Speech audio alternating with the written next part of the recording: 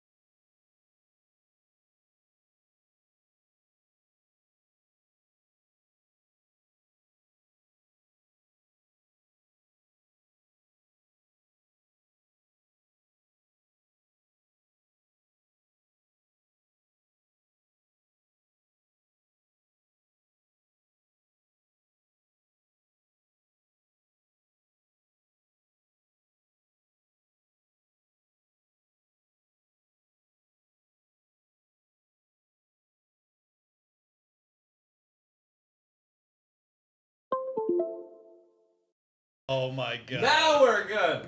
Welcome back, beautiful and amazing human beings. Total boomer move made by me, but that's okay. We're learning.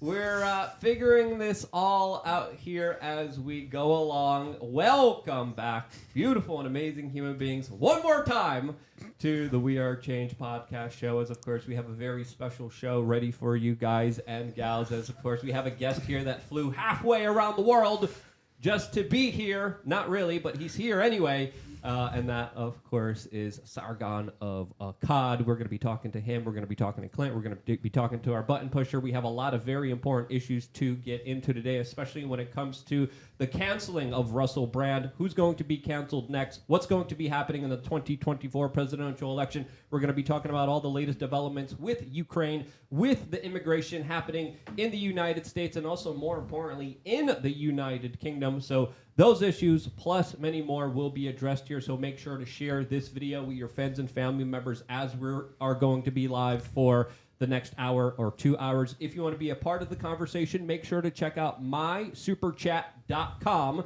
Any kind of donation will be read here. Any kind of question, any kind of input you have, we will be directly interacting with you through mysuperchat.com. As, of course, we are fully demonetized on YouTube. We're also streaming on multiple different platforms, and Also, more importantly, instead of giving YouTube a 30% cut of the super chats, here with mysuperchat.com, it's only 3% of the super chats go directly to the payment processor. Everything else goes directly towards growing and expanding this independent media operation. We've been messing around with live streams for a while. We've been having a lot of fun with these podcasts. We had a lot of episodes that have gone viral. Hundreds of thousands of people have been watching. You guys have been loving it. So we're going to be working on this for the foreseeable future, as of course we're also working with companies like Rumble, and potentially we'll be exclusively just working with them in the future. So lots of really exciting things happening, even though there's a lot of a bigger cancellation happening to a lot of prominent individuals. But we're going to get into that plus a lot more. Joining us for this very special conversation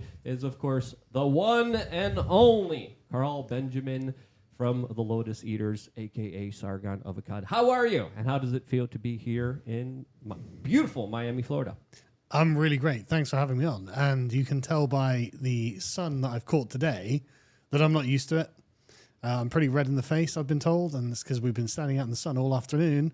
And hopefully in a couple of days I'll go brown, but it's been a bit much. It's not going to happen. You're blushing because Clint's right next to you. Clint, how are you?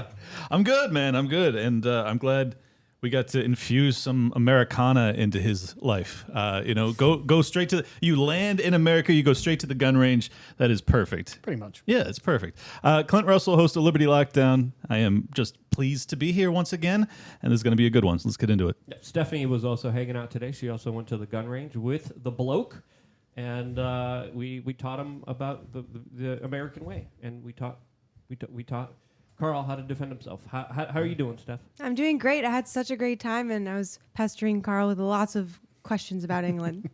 And the Queen, which we're going to be getting into in a little bit here as well. But I wanted to talk about our first story, and that, of course, what is happening right now to Rumble and Russell Brand. As, of course, Russell Brand actually released a very short video on X denying a lot of the allegations against him and saying that he's going to be doing a full show on Rumble this coming up Monday. So I think a lot of people are going to be on that particular platform. I think a lot of people are going to be watching that platform and waiting to hear what he has to say, as of course the allegations against him have been very bombastic. But I think it's pretty clear that this is kind of an organized campaign, also by the British government now, that is working hand in hand with big tech when it comes to censoring and trying to deprive him of his income, which is absolutely freaking crazy. As, of course, we have our first article here by Forbes that is titled Rumble Slams Disturbing Request from the UK Government over Russell Brand's Content. As Rumble was very quick to respond, saying, hey, we don't destroy people's lives over accusations, and we're going to actually wait to see what happened here before making any impulsive judgments based on a government that can't handle any criticisms of themselves. Carl, that's your government. Why is your government? Why did you do this? Why? I'm blaming you, Carl. I love your American radio presenter voice. Like, it's so weird. I don't have one. I just talk like I talk everywhere. It's actually really terrible, right? And it's actually, I mean, really, there's a kind of constitutional crisis that sprung out of this because this is unprecedented. Obviously, she's a sitting MP. She's a member of the government. She's on. Who are you talking about exactly? A Dame Caroline Dinenage, or I'm not sure how to pronounce her name. Actually, I'm going to pull her up. And she was on this committee, and it seems that she may have circumvented the committee itself to send an email on official government email from to TikTok, Twitter, Rumble, and Facebook. And she doesn't say expressly, but she does say something along the lines of, we're concerned that Russell Brand is able to earn money on your platform. Have you got the exact text up? I'm looking at it. Yeah. I'm about 2/3 of the way down, she says something like, we're very concerned that Russell Brand is still able to make money off your platform. It sounds like a mafia threat, almost. Yeah. It sounds like, hey, we know what you're doing. You better stop if you know what's good for you. Yeah. There's an exact quote about 2/3 of the way down that's just chilling, to be honest. Because it does sound like a mafia threat, right?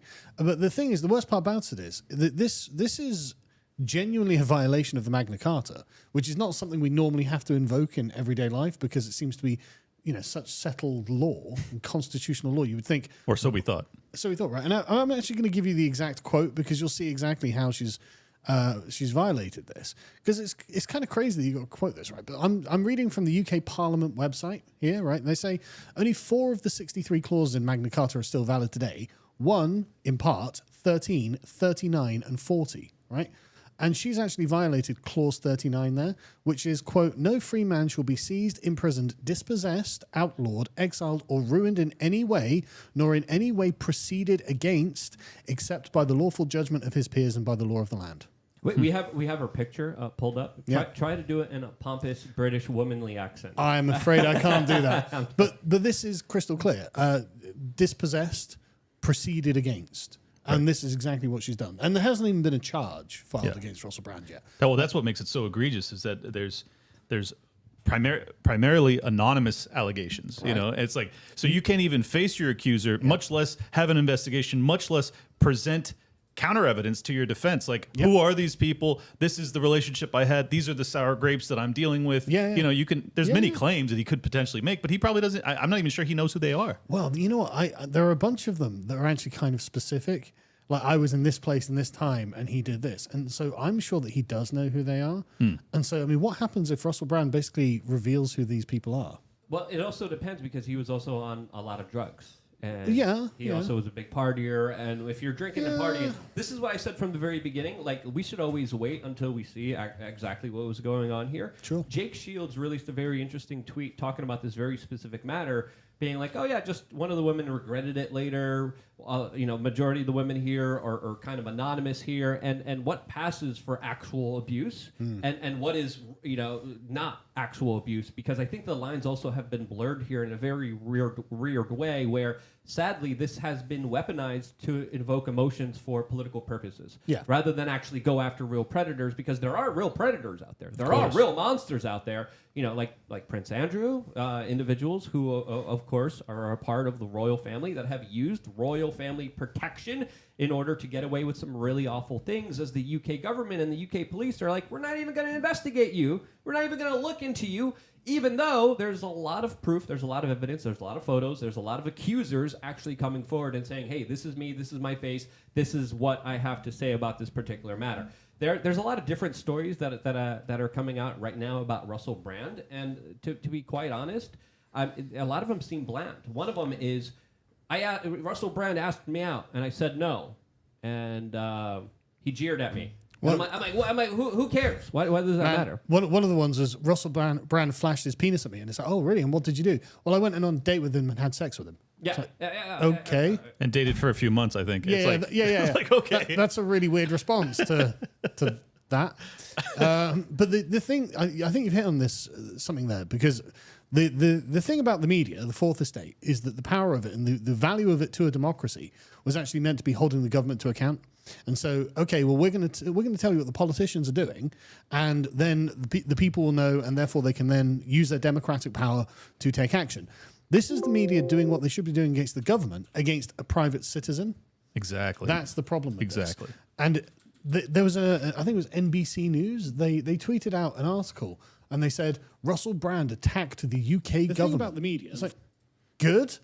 Right. Like, what? Russell Brand, a guy with a podcast, is attacking the government? Well, that was NBC News reported on that today. The British government went out of their way to, button pusher, where are you?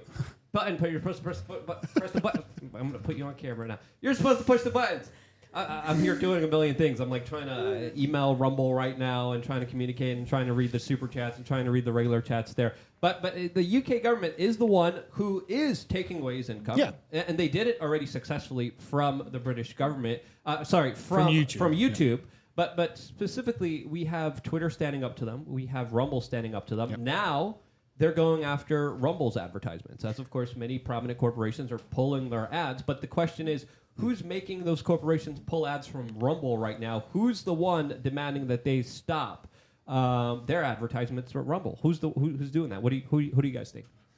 Well, I think it's just kind of an extrapolation of the ESG framework, where you use coercive pressure as opposed to, like you said in the letter. You know, it's we're concerned that you're allowing Russell Brand to make a living, as if he's been convicted of anything, much less even really charged or genuinely accused. The law doesn't say, "Oh, you've been convicted of something, therefore you're not allowed to earn money." Well, Right? of The course law doesn't say that. Even That's- exactly, even if there was due process, even if he was convicted, I still don't want to live in a world where the government is reaching out to private corporations and saying, "Hey, we're concerned that you're allowing this guy to feed his family." It's like, that's not your business. I mean, the punishment is you go to jail. It's crystal clear, and it's the same for everyone. You go to jail, and then you get out of jail, and we consider your debt to society to have been repaid. We don't steal your business. We don't put you on the street. We used to not. Sorry, you are absolutely right to correct me on that. It used to be that you had some rights, right? But but the whole thing is really pernicious, right? Because just think about like the structures that we're looking at here. We've got a private citizen who's using an alternative media platform. Not just the alternative, but like primarily Rumble is the most important one, I think, in this particular conversation. And he is saying things that I guess we could just broadly consider to be dissident, right? There has been a kind of hegemonic narrative that power structures that we know are intricately linked with one another. We've got the media, we've got big corporations, we've got governments, we've got NGOs. All of these things are basically a big bubble. And we know that huge amounts of money and power and influence from people flow back and forth from these. And they've all been projecting the same message. And it's the same everywhere, and you're not allowed to criticize it. And on YouTube, if you criticize this message, I'm not even going to say anything about it because I don't want to get you flagged or anything. But we all know what the message is, and we all know what happens to people who say things against that message. And now it's gone even further, where someone's not even in this bubble, and the whole thing has turned its eye of Sauron on Russell Brand, and they're like, right, we're going to destroy him. Yep. We are going to ruin this private system. Why? Because, and they literally say in the allegations, we're concerned about the number of people who listen to Russell Brand. He listens to millions. We felt it was appropriate to come forward. It's like, right, so this is a political hit job, because I don't know the truth of whether Russell Brand has done anything wrong. And to be honest with you, like, you Americans may not realize this, but Russell Brand was famous in Britain for about a decade plus, and he was really annoying, and he was oversexed and on drugs. And so, hey, man, if anyone's done anything wrong, I could believe it might be Russell Brand, right? But I don't know, and I'm not interested in pursuing anonymous allegations, right? That's the least credible kind of allegation, in my opinion. Especially from 16, 20 plus years, where they're coming up right now from anonymous individuals who are like, really bad person. Really, this to me, just like the Kavanaugh stuff, right? Exactly, and like they did to Clarence Thomas. This is a continual playbook that they've been using for decades, and it's the same apparatus that's been doing this. And so now I'm just like, look, until he literally goes through the court of law, gets the judgment of his peers, I don't care.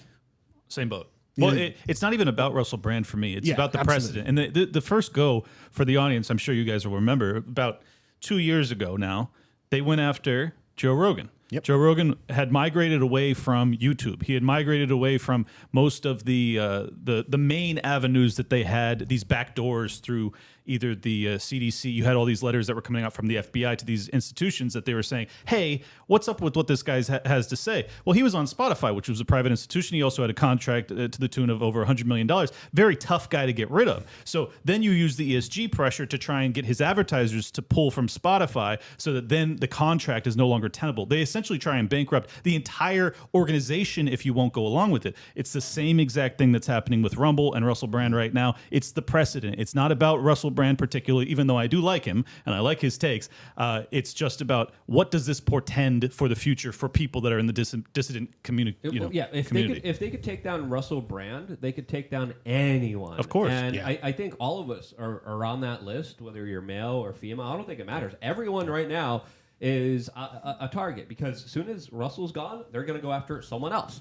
And then after someone else. And this is not the first time that they're using this kind of technique. They used it very successfully against Julian Assange. If you remember WikiLeaks, if you remember the incredible work that they were doing, that was very important. That was exposing the horrible, darkest secrets of the U.S. government, literally releasing helicopter American drone footage of murdering American journalists from Reuters, and then lying about it, and then obfuscating information to the families of those victims.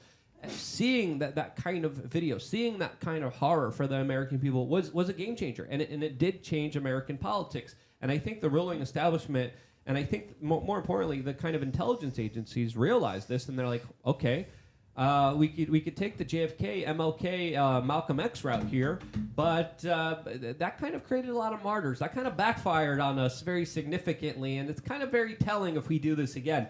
I think we definitely moved towards a new kind of area of character assassination that in some instances does work because YouTube is complying, Burger King is complying, a lot of other multinational corporations who play the game are complying. Because when you look at everything that's happening on its face value, it doesn't make sense for Burger King to alienate nearly half of the country. It doesn't make sense for YouTube to cut off one of their best performing creators on their platform that reaches millions and millions of people. I think the advertisement that Russell Brand was estimated to have was over $1 million on YouTube, which is again a lot of money, a lot of prominence to have such a major celebrity on that particular platform. It's not incentivized by YouTube to cut him off. So clearly there's outside pressures working here. And some people say it's the British government. The U.S. government was also caught doing this more specifically against people who denied the science the last 3 years.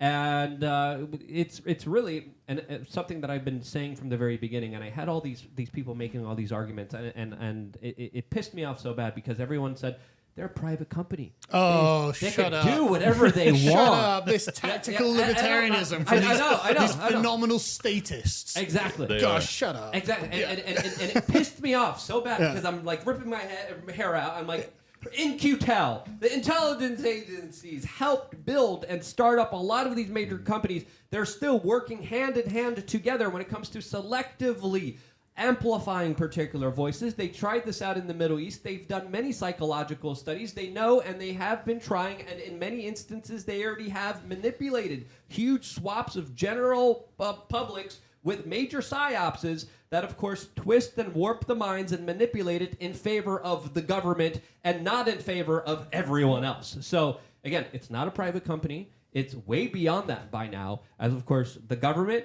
the UK government, and as we know from the Elon Twitter leaks, the US government has their tentacles within these social media platforms, and they are the ones destroying speech in this country, which, again, in America is obviously a First Amendment violation and should be treated as such. In the UK, you guys don't have free speech, though. No, not really. How many FBI agents was it that work at Twitter when Elon took it over? It was quite a few, wasn't it? It was quite a few. I think it was like 36 that were caught, and then allegedly he got rid of them. But then there's still one who was denying information from journalists that was even coming out that was supposed to be released to the general public. So over 30 feds were working at Twitter. Like, that is mad. And then there was a court case that prevented Joe Biden from asking Twitter to take people down for misinformation. It's all out in the open. It's hand in glove, and everyone can see it. Yeah, and not just the Biden administration, but the FBI as well. Oh, yeah. Well, all the three-letter agencies are doing the same thing. I don't know if you can separate the Biden administration from the no. But this is what I mean. This giant power structure, we can see it move, right? It moves in tandem, and it does things in a coordinated way. And so when we're like, who's in charge of it? Well, I'm not sure anyone's in charge of it. That's the thing, right? Because if you look at Dame Caroline's message, you can see that she's telegraphing something, right? She's saying, well, we're very concerned he's making money. And that's a signal to all of the other people who believe in the same way. I don't know what we want to call it, but I would just call it wokeness, right? This sort of homogenizing global ideology. And they all hear that, and then the dominoes start falling, right? And this happened, weirdly enough, in Gamergate, right? We thought it was a conspiracy that when one media outlet put out like an article saying, oh, gamers are evil people. I know it sounds silly, but like this was 10 years ago. And then they all did the same. We assumed, oh, there must be some sort of conspiracy. Only later did we realize, no. What this is essentially a kind of jihad that's going on. And so they see other people in the movement, in the faith, operating in a particular way. And they go, oh, well, we want to support them to advance the cause. And that's why she's dog whistling like that. It's a neoliberal jihad. I think there's definitely foot soldiers that don't know what the bigger plot is. Totally. But I also do believe that there is some kind of bigger plot here, because if you look at what's happening with Russell Brand, there was a coordinated media effort. Yeah. There was people that was collecting information. So you are right? But There's no mastermind puppeting things, right? They feel that this is the moral direction to head in because they're on a moral crusade. They're like, no, we're going to fix the world. We're going to solve all the oppression in the world. And Russell Brand is now the center of all the oppression in the world, right? And so it isn't that they don't coordinate. It's that there's no person at the top pulling strings because they just willingly walk in this direction, you know? In the same way that if we were like, okay, well, we need freedom, we need constitutionalism, you know, well, what should we have? Well, we should advance the cause of gun rights or free speech or what property rights or whatever it is. We would operate in the same way. We wouldn't need to be coordinated because this is a sincere belief that we hold. So they don't need a kind of, you know, Machiavellian puppet master. Yeah. For me, I kind of believe the opposite. I do believe that there is some puppets. I know, but I do believe there's some truth, and we can agree, disagree. But just to make my argument here a little bit more clearer, there is a lot of cross collaboration between things like BlackRock, State Street, the ESG score, totally. And it comes to individuals like in the Bilderberg group who are coming together, sitting together. Who, you know, you have Big Pharma sitting next to MI5, sitting next to the CIA, sitting next to the FBI at a lot of these private off-the-record meetings, and it's like, hey, this guy's not really helping us. I scratch your back, you scratch my back. And I think essentially that is happening in such a way. And there is selective information that is being kept on everyone. We found out through the Edward Snowden leaks that the U.S. government tracks every single conversation you have, every single keystroke you make. They're even getting Donald Trump's deleted text from his Twitter messages. His private DMs that he thought he was going to send, he was texting people. He decided not to send something, so he deleted it before sending it. They have those records in the U.S. government right now that are working against him in these indictments that they have up against him. So I think there is a lot of information, and I think there are some kind of intelligence agencies behind the scenes that are like, hey, we have this little piece of information and this little breadcrumb and this little breadcrumb. And then you have a lot of the central controllers working behind the scenes being like, yes, let's coordinate this with all the media organizations so we release the story at the same time to have the maximum effect, and then we're going to slow drip this so it never goes away, and then we're going to make sure that he's canceled and destroyed. So I think there's definitely elements to what you say that are true, right? I mean, all of the facts about the feds, the CIA, all getting involved behind the scenes, that's all totally true, right? And there's definitely a hierarchy of power here where you've got people like Larry Fink and whoever else, you know, Bill Gates, you know, those sort of types who are right at the top of the pyramid, and they have massive amounts of influence and money because they have massive amounts of money, right? And they spend this in causes in a particular way. But the organization is that the people... It's a cult. They already have the Kool-Aid. They know the messaging. Exactly, they want to serve their God. So actually, we don't need a structured plan. They just move when they know it's right to move. This is why, the media's like, you know, their editors can be like, so-and-so's tweeted this, right? Everyone needs to get they're going to have their article out before us. Quick, get your article out first. We want the clicks, right? But they're all going to do the same thing because they're all part of the same wave.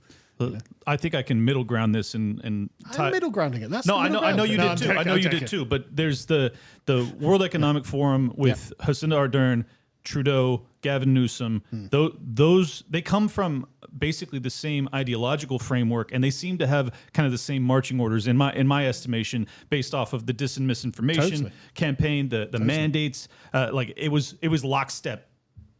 No pun intended. It was lockstep between the three of them and many politicians. But I think that the middle ground is that it's the people that are the true believers, those that have, as he was describing, are in the cult, that have already drank the Kool-Aid. They don't need to take orders. They just go, this is the trajectory that we're going in. This is what we're doing. This is a bad guy.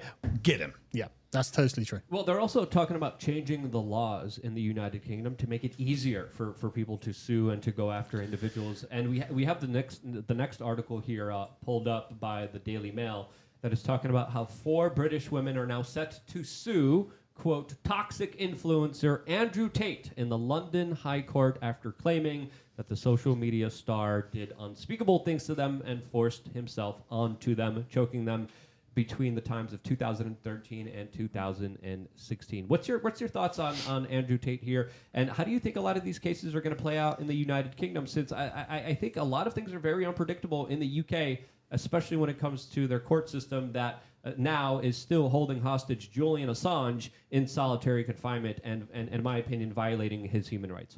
I mean, just a quick thing on Julian Assange. They destroyed the man's life. Yeah. They've utterly destroyed it. And And his Self. mental health too. He's not the yeah. same human being. No, he he's has not. been destroyed, and his soul has been robbed from his physical body. It's absolutely depressing It's to an see his evil face. thing that absolutely, they've done to him. yeah, Evil. They made him go crazy. Yeah. And Julian Assange did nothing wrong. He did everything that we would want him to do. Like I've ever since before I was in politics, I was like, well, at least Julian Assange is doing the right thing. But I don't know, to be honest, because it depends on the judge, right? It depends on the evidence. It depends. Like, I'm glad they're taking it to court. Yeah, okay, let's go through the laws. I'm sick of these smear campaigns. I'm really sick of them. Because I mean, like Andrew Tate. Okay, I don't know what the Romanian government's charging him with these days. Who knows? It seems a bit esoteric because they keep charging him and holding him, but what is it actually they have, right? You don't actually get to see anything concrete, and he seems to be back in his house now, so it's okay. But good. And he's not even on house arrest anymore. Yeah, exactly. So what did he do? So you locked him up for a couple of months or whatever on a bunch of allegations, which I've got a friend in Romania who's like, no, this is a normal thing in Romania. Okay, fair enough. That's what an ex-communist country's like, but okay, fine. Right? And Unfair enough. yeah, unfair enough, yeah. And it's okay, well, fine. But okay, so nothing happened at the end of it. He's back at his home. He's not under house arrest. Great, someone's taking it to the courts.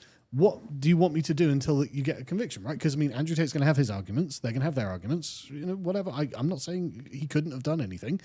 It could be, or they could be, for whatever reason, not telling the truth. I don't know, and that's great. But, okay, let's see it go through the courts. That's just all there is to say. Yeah. So in America, we have a jury system. Yeah, but a lot of you the time, got that from us. But don't brag too much, okay? You right. guys got tea. I know, and, right?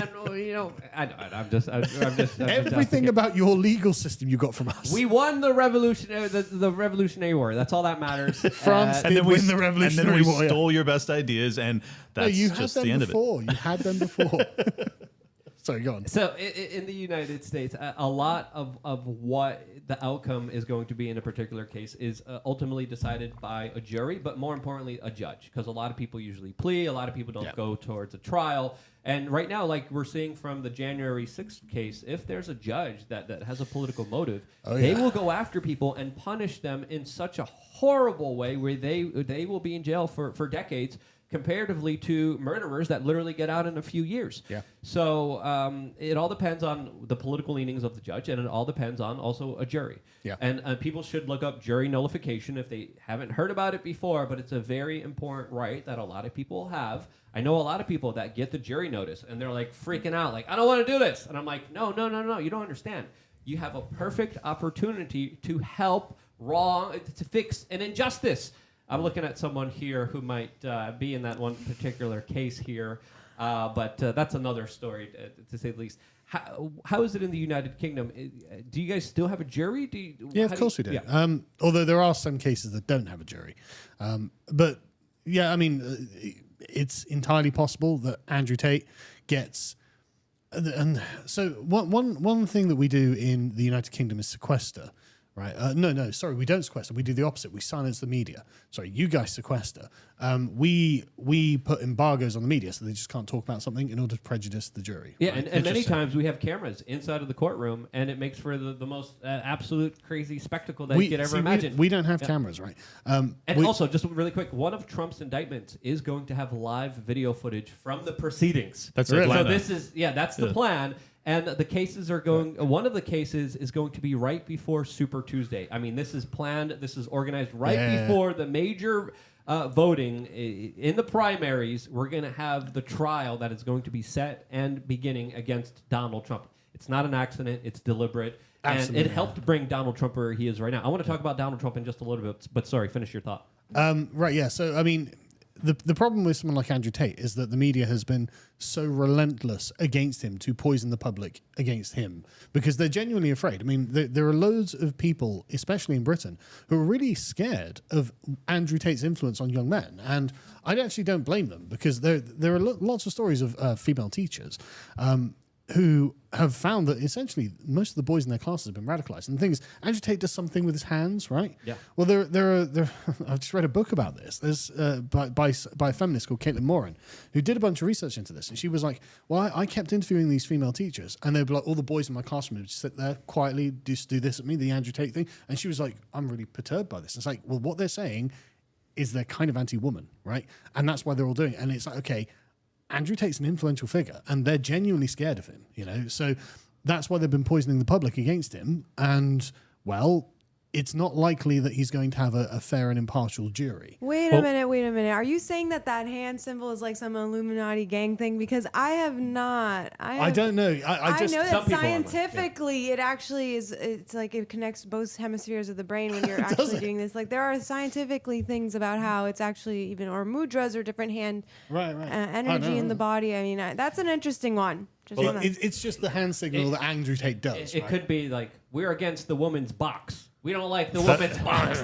Put that box upside down. The reason I've come to Andrew Tate's defense and Russell Brand and Jordan Peterson for that matter is because there is a dearth of quality male influence for young boys, and it's a real that's an epidemic that I'm actually genuinely concerned about. I'm not saying that any of those three are ideal role models for these young boys, but if it's those three or none or Joe Biden. Like I'm going to go to the mat for Jordan Peterson. But any idea of male masculinity has been destroyed, has been essentially dehumanized, has been essentially run through the ringer as toxic. You can't be a good male. You look at the representation of a father figure on all the TV shows and all the movies. He's usually fat. He's usually pathetic. He's an utter idiot. Or he's usually the cause of the biggest problems and the biggest protagonist in not a good way. So when we look at only if he's Caucasian, though. Yes, predominantly Caucasian. Otherwise, if it's a different race, there's a Twitter account called Stupid White Men on X that highlights all the different commercials where the white guy is just an utterly freaking idiot, and then of course they have the person of color, like me, because I am a person of color coming in, cool, average Polish man. Yeah, according to the People's Coalition, Slavic people are people of color. Oh, I think so. So yeah, absolutely. I mean, especially with the Gopnik gang I think of Slavic individuals and how just ratchet we could get sometimes. But that's another story. I don't want to get down that pathway. But the ideas of any kind of male doing anything good or helping someone else or just being a good role model has been absolutely eviscerated. And then they're shocked that they're going to the only person willing to stand up for those ideas and to speak out against them. And again, you might like him, you might not like him, but he has filled that role that the corporate media has tried to destroy, but at the same time made more powerful than ever. Brother, it's the same exact reason that Donald Trump was so successful. He gets up there. He's a billionaire. He doesn't really relate to his voters for the most part, but he gets up there and he says, I don't hate you guys. I don't hate you. What a radical message. Yeah, hey, and I don't hate you. And they're like, this guy's awesome. Oh my God. I'll follow this guy into hell. Yeah, this is the first leader in my life. I will literally go to jail for the rest of my life for this guy just because he eats steak. Well done. He's with one of us. Ketchup. One of us. But he also expends the waste into a golden toilet. But so he's not really one of you. But it's okay. But here's my point. You have basically Jordan Peterson. You have Andrew Tate. You have these guys that rise to enormous prominence based off of this message that is about empowering young men. Whether you agree with the empowerment that they're offering them or not is not really the point.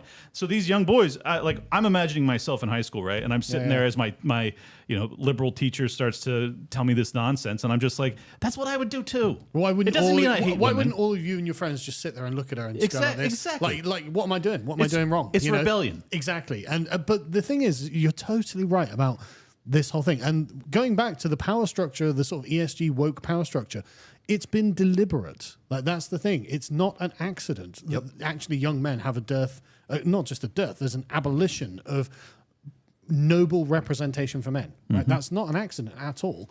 And it's like, okay, well, and the thing is, right, they think about representation as a concept a lot, right? You'll hear them all the time. Representation matters. Okay, no, I believe you. Representation matters. So you decided to stigmatize straight white men, right? You decided you were going to destroy the reputation of straight white men, the stereotype of a straight white man. You've turned them into the villain, or you've turned them incompetent. Are you surprised in any way, shape, or form that you now have a generation of young men who don't remember a time before you were attacking them for what they are, right? And they're sat there going, no, No, I'm not having it. I'm not having it. Exactly. You know, I'm just against you and everything you represent. It's a Spartacus. Exactly. You know, no, it literally is a Spartacus moment, and it's not a surprise. And they had this coming, so this is why I don't condemn Andrew Tate either. You know, because I mean, I don't really, you know, I'm a conservative. I'm a father. I don't like Andrew Tate's career. I don't like the sort of things he does. Agreed. Right. The same with Russell Brand, to be honest. You know, actually, kind of a similar background. Yeah, exactly. Yeah, kind of a similar background. And man, he was so annoying on TV. Yeah. He was so annoying because I mean, I'm 44. I remember we didn't have the internet. We had 4 TV channels. You know, everything else was rubbish except Channel 4 for a young person. And it's Russell Brand being a big mouth, right? Yeah. And literally, that was the name of his show. It was called Big Brother's Big Mouth or something. Okay. And it was just, he was really annoying, but there was nothing else to watch, right? And so I've got it's weird to turn around and go, okay, Russell Brand is right about a lot of things now, and I've kind of got to defend him because look at the evil that's against him. Exactly. You know, the great thing about Russell Brand as well is that he's so left wing, right? Yeah. In 2015, they were writing articles going, Russell Brand is how we reached the youth, because he was kind of like a left wing Andrew Tate, right? And so it's like Russell Brand's going to save the Labour Party and save the left. And so they can't be like, he's far right, because it's not about partisanship. It's not about left and right. Yep. It's literally about this new religion who's not in this new religion. And there are lots of people on the left who aren't, and nobody on the right who's in it. Keep in mind, too, Jordan Peterson and Joe Rogan aren't really on the right either. Not really. I mean, Rogan in more particular, so maybe, Rogan talks about like universal basic income and all sorts of left-leaning policies. So left-wing things. They are after these guys because they have dissidents. a huge following and they represent a positive Caucasian male influence, and it's just I can't help but notice that those guys are like they filled that void. You created the vacuum. And then you act like a victim because the people that filled it aren't. I don't know what you expect them to be. And imagine the scale. I mean, how many trillions of dollars? How many governments? How many corporate, like how many Disney and all the media corporate, entirety of Hollywood, almost all of the media. And they're like, Russell Brand attacks the UK government. It's like the power differential between these two things. It's just so staggering. Right. That it's like, okay, how is it that, I mean, there must be some fragility in it though, because if Russell Brand just, you know, tweeting and posting Rumble videos makes them feel afraid and the structure's shaking and they're like, oh God, it can't be a secure platform that they have. Oh, right? brother, enormous fragility. They are, I think cable news, cable TV is all on the ropes. The advertisers are basically throwing good money after bad. Same with Disney. Yeah, and Disney as well. Yep. Same with Hollywood. All of these institutions that have signed on to ESG are suffering on their bottom line. The only way they maintain their stranglehold on power is to have the state crush dissent, to crush competition, which is why they're going after Rumble. And what's happened to the state? What's the trust in institutions like these days? Do people trust the government? Do people trust the judiciary? It's all falling apart. Exactly. A total loss of legitimacy. And the thing is, that it's in the loss of legitimacy that the exercise of power for evil means has to be done. Right? A secure government, a secure state, a secure bloc wouldn't crush individuals. They'd tolerate them, but just derank them. You know, they wouldn't make an example of them. You'd be like, yeah, whatever. We're confident that we're legitimate, so we don't need to destroy you.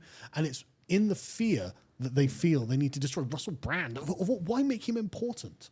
Like, why make? Because he's the only voice out there that's getting a lot of attention. I mean, who else is getting all that attention? Right. Who Well, else? he Who made else is himself captivating so important. many individuals? Who else is talking about these issues and breaking them down in real time to the normies? And the normies are like, well, yeah, I actually resonate with this. I actually really understand this, especially when it comes to his critiques of big pharma. Especially when it comes to his critiques of the Ukrainian war. And I agree, he was very insufferable because he was this kind of like chaotic, lackadaisical, like really, really annoying character that was just really over the top, really try hard, and really just all over the place, bipolar and just utterly insane. He definitely changed very dramatically within the last few years. He got married, settled down, had kids. I approve of this new Russell Brand. Exactly. And you look at the way he kind of speaks and the way he kind of holds himself and the way he communicates to his audience, it definitely comes from a genuine point of trying to understand, trying to have an honest, legitimate conversation. And that resonates with people because it's not filled with bullcrap. It's not filled with ESG, DEI, status and quotas about particular races and genders. It's not about division. It's about really trying to understand the truth of our reality, and he does it from a very open-minded way, which is rare. And I think this is why he's such a major target right now, because if they could take him down, again, as I said before, they will take everyone else down before him. But every time we go towards an election inside of the United States, especially the last presidential election, we saw a lot of bodies that were wrecked and destroyed and had their entire careers taken away from them from a big tech social media purge. We saw Alex Jones. We saw, who else was it? There's other influencers that had their entire platforms just ruined and taken away from them. Owen Schroyer, Katie Hopkins, Tommy Robinson, individuals that still don't have their accounts on Twitter, don't have their account on X. And Elon Musk actually released. Actually, he's back on Twitter. That's true. Yeah, but it happened to him. It's literally dozens. Yeah, but Tommy Robinson isn't, and so Yep. isn't Alex Jones. Yep. And then we saw Elon Musk kind of tweet about this, and he was like, "I'm kind of disappointed in Russell Brand." Announcing on X that he is going to be doing a full show on Rumble.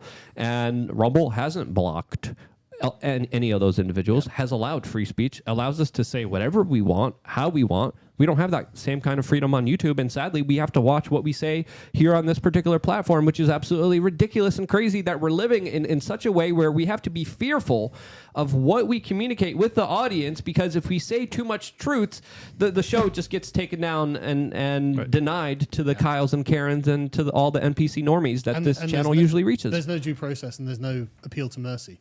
Exactly. You're done forever. And I think the other reason that you're right that they're now hammering the nail down as opposed to just ignoring the nail is because of weakness. But also, I think that what they see in these three guys, Tate, Peterson, and Russell Brand, incredibly compelling speakers. I mean, these guys are just too good at what they do, and they have garnered enormous interest, tens of millions of views on many of their videos. It's like that is a level of power that really exceeds all corporate news journalists. Like they can't match that. It doesn't even come close. So yeah, I think that it's a sincere threat to the regime, the established powers, that they're like, we can't have these guys doing this anymore. And if Rumble, like, we'll kick him off of YouTube or we'll demonetize them over here. Oh, now they're going to Rumble. Now we have to strip the advertisers from Rumble because we have to get them to bend the knee too. That's really the game. And it was probably the UK government that went after Burger King, that went after, what was the other company that was mentioned? HelloFresh. HelloFresh and all these other companies that were probably contacted by the U.S. government or the British government saying, hey, you guys want to be in business? You better do what we tell you to do or else, in a very kind of vague way. Can I expand on that real quick? Really quick, because we have to move on to the next topic. Yeah, just real quick. It's not always the federal government that has to reach out to these institutions. Yeah, the advertisers want it. The advertisers want it, but also ESG, the way it functions is that Larry Fink has already put out the bat signal to all of these corporations.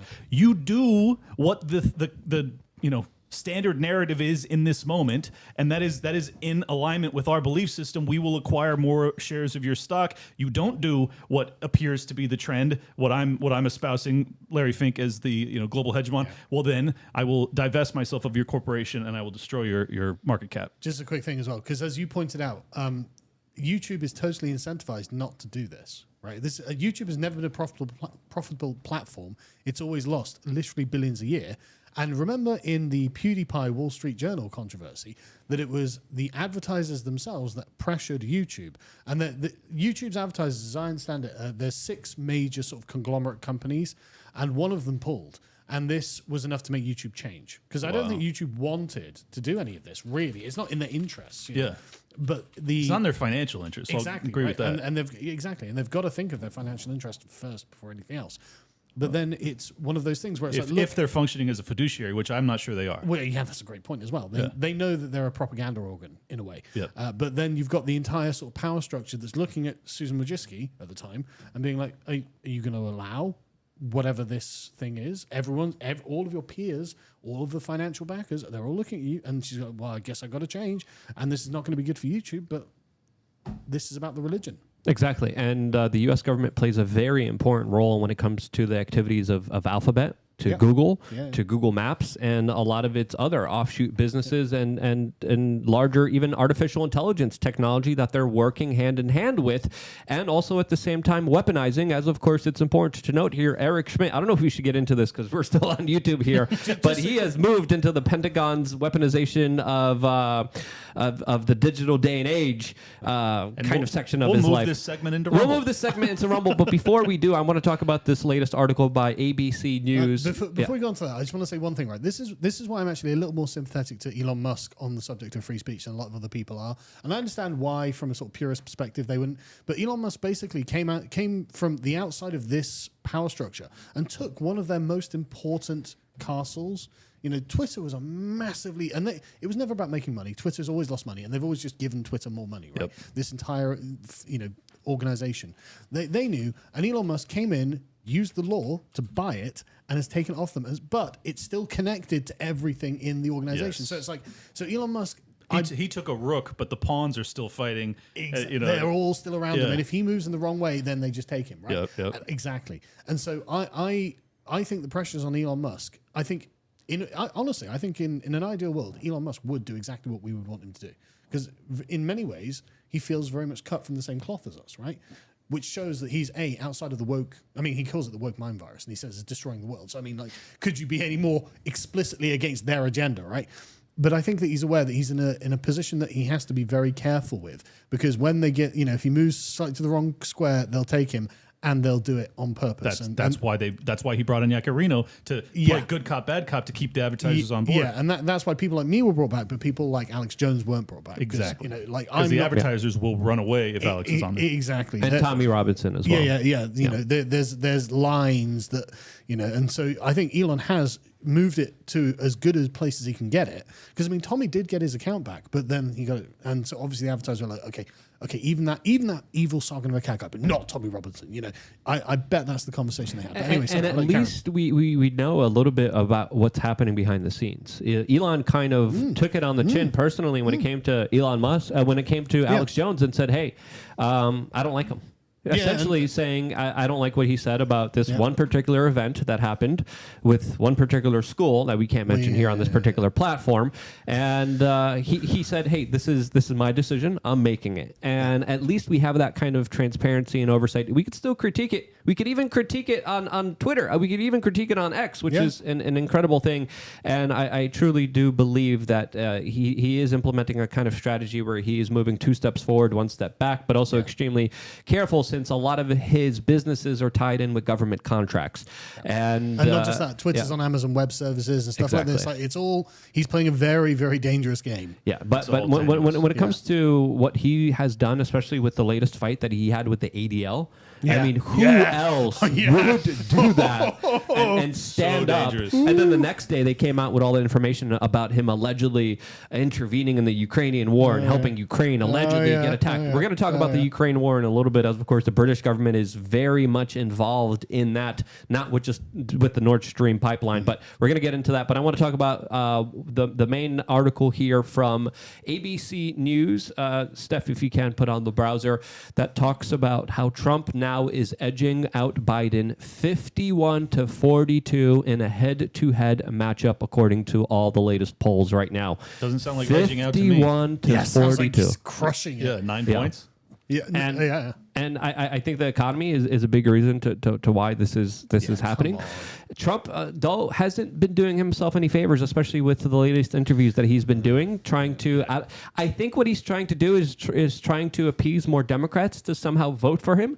As of course he talked about Operation Warp Speed, which the Democrats loved and think that they saved hundreds of millions of lives, which I think is absolutely an incredulous, absolutely illegitimate idea. But he also talked about specifically, what is a woman in a very weird way.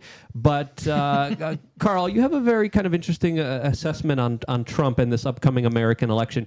Who are you rooting for? Are you rooting for DeSantis, Vivek, Trump in this upcoming 2024 presidential election as our British cheerleader on the other side of the island with the pom-poms out? In a weird way, I think being outside of America actually gives me a clearer view on these things, right? Because I on the podcast, the Lotus Eaters, I've been a strong supporter of DeSantis for years, actually.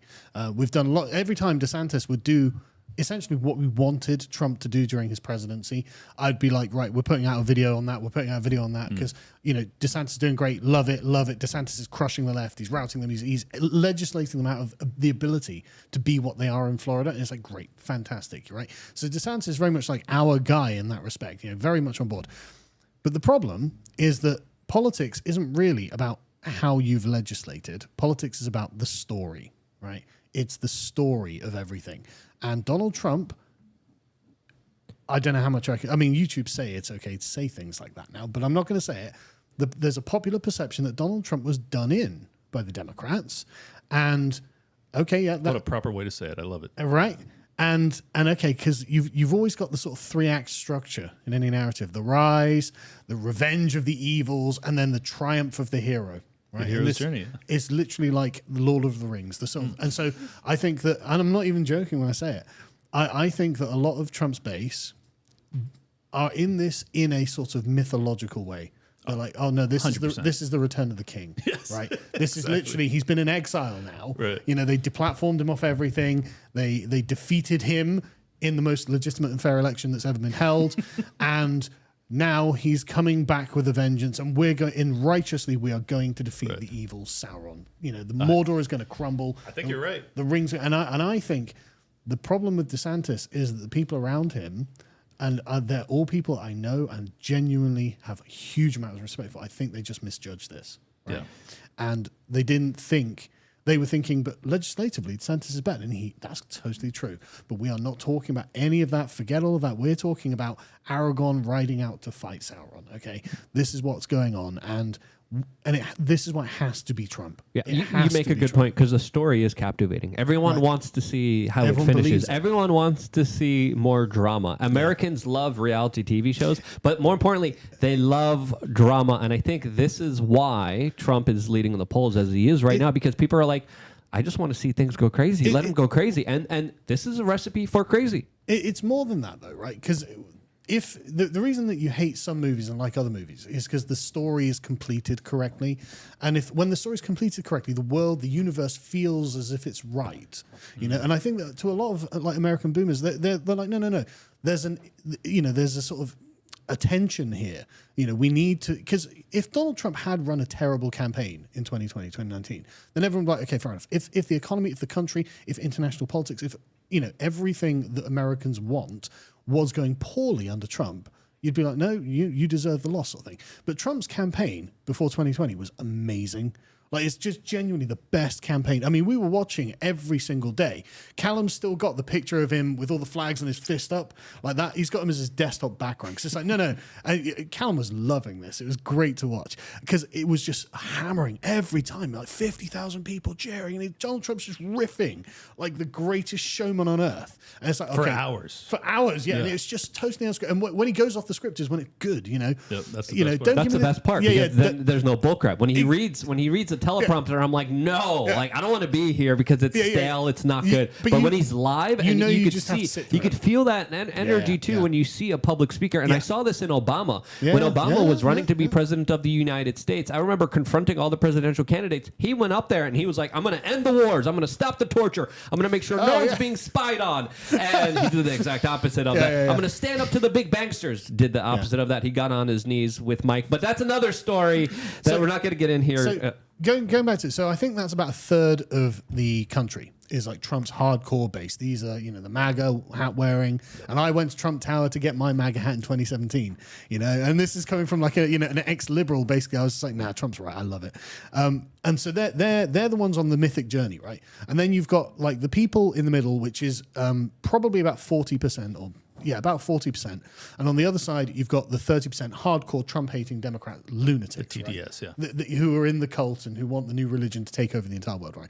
And so this 40% in the middle, I feel really bad for them, right? Because the cheerleaders on either side, the people in and you could call Trump's hardcore people a cult if you want. It's not, I'm not going to say that. I don't think that it's a cult. I think they're trying to save their country.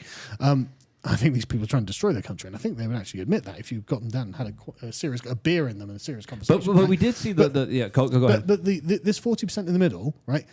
These are the ones that really matter because you know how these guys are going to vote. Right. And so, okay, well, let's just lay out what's happened under Trump. How much was your gas? Sorry, how much was it? Like, it was less than $2. Yeah, right. And what is it now? $4. Really? That's better than most places. In Florida. Yeah. But in other places, in California, what is it, 6, 8? Something like that? It got north of 7, yeah. Yeah, right. It's really bad. Yeah, it's terrible. Like literally 4 times more that you're actually paying for. And then it's not just that. It's all your food has doubled in cost. Right. You know, everyone is feeling the pressure of Biden attempting to destroy the United States. How are things going internationally? Oh, well, that's actually an absolute, I don't want to swear, but oh my God, you know, like it's an S show. Historians will use Biden's withdrawal from Afghanistan as probably like an inflection point towards the end of the American hegemony of the world. Right, that's what historians. You know, I'm a big fan of history. I've read almost everything everywhere, right? And that's one of those events where it's like, wow, that shows the collapse of American confidence in itself. You know, and that's a really, really big deal. That's why empires fail. They never fail because of lack of resources. They fail because of a crisis of conscience, right? And then you've got all of the the myriad ways in which the Biden regime is attacking the American public. There's all those small ways, the ESG mob, the woke religion, all this sort of stuff. And everyone feels... The blood red speech that he gave. Oh, God, yeah. Horrifying. Like, literally, hello, I'm a fascist dictator, says Joe Biden. Unreal. Like, okay, that's weird. You know, hey, but he is going to fight service charges on concert tickets. That's lucky. He just announced that today because that's what everyone cares about now with 8% interest rates, with inflation, Shame you can't with afford grocery to drive prices. to a concert. Yep. Shame you can't afford the popcorn. Yep. You know, You'll never be able to buy a home, but you can get the service charge fee though. Now that $2, that's Biden's got you on that. That's another thing. Donald Trump. Look, we're going to close the border. We're going to build a wall. We're going to stop your country being flooded by people who shouldn't be here. What's Biden done? He's let 6 million people, and that's all. That's the ones they know about. Cross the border. And what's he going to do about it? Nothing. He doesn't mention it. He's no. And if I'm silent on the issue, that means I'm in favor of it, right? So I'm in favor of your country being destroyed in all of these different ways. And that was only 4 years ago. It's been 4 years. It feels like a lifetime, right? Like everyone can feel the depression that Biden has brought on. So I bet a lot of those Americans just say, no, I remember Trump. I remember. Okay, Trump is a giant orange asshole, right? He's really insufferable. I hate him, but I need to be able to pay my rent. I need to my be able life to in buy 2019 was superior to it as way better. today. Tim Pool had a great thing. He said, "Look, just everyone's got money in their pockets." It's like, yep. Everyone remembers how much better it was. That ultimately matters most. But the tragic part is that many in the Trump derangement syndrome camp, they don't. Many of them are they're inoculated, pun intended, from the struggles of inflation because they're wealthy people that function in kind of the they're DC. very very upper middle class white people. And so you guys are saying Build Back Better didn't work? Was there even an attempt? He said we built back better, and he promised us, equity. And why does it feel just like destruction to me? I don't know. Continue destroying America. That was what it really was. I do think DeSantis was, and I think still is, one of the best governors I think a state has ever had, especially with what he did with the sickness within the last 3 years. But I think his campaign failed for many reasons. It was very allergic to grassroots. It was very allergic to independent alternative media. He never did an interview that was kind of legitimate with someone real in this space. He only does a lot of very kind of... He doesn't face adversity very well, but also very clearly when it came to the issues of Ukraine, he kind of flounders a little bit. He hasn't given a clear answer like Trump has. Trump has particularly said, I'm in office, I'm ending this war. But then also kind of Trump also flip-flopped as well. Again, Trump needs his donors, we got to understand here. DeSantis also tried to warm up to the Wall Street types, and they actually gave him a little bit of money. But he doesn't have the same kind of charisma. He doesn't have the same personality. And as you said, he doesn't have that storyline. And that storyline is not perfect. There's a lot of things that don't make sense with the storyline, especially with him just even a few months ago telling people to get, you know what, I think we're going to go to Rumble soon because there's a lot of things I want to talk about that we can't talk about here on YouTube. Last time we switched from YouTube to Rumble, by the way, a lot of you guys didn't go. What are you waiting for? Why are you on this one particular platform? We're going to be switching over right now. Why from are you supporting YouTube, the cartel? From Facebook, exactly. Stop supporting the gangsters, satanic, ruling, corporate, every State moment Street, you BlackRock, watch on ESG. YouTube. Don't do it.